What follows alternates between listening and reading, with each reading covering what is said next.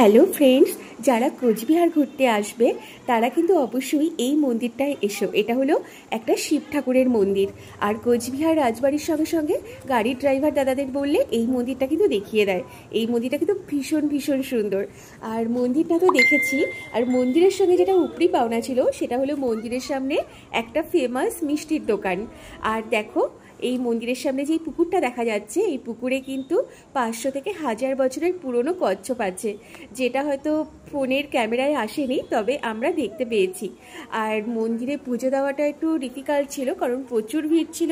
সামনে আমাদের রাজবাড়ি যেতে হবে, তারপরে আরও যেখানে আমরা হোটেল নিয়েছি সেখানে যেতে হবে বলে পুজোটা দেওয়া সম্ভব হয়নি।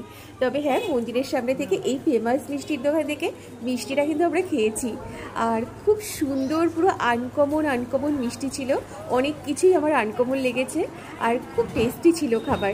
আর আমরা যেটা অর্ডার করেছি সেটা হলো একটা রসমালাই নিয়েছিলাম, আর ল্যাংচা না মানে ছানার জিলেপি, আর এইসব আমরা নিয়েছিলাম। আর কিছু আনকমন প্যারা ছিল, সেটাও আমরা নিয়েছি। আর এই ছিল সেই জিভে জল আসা ছানার জিলেপি।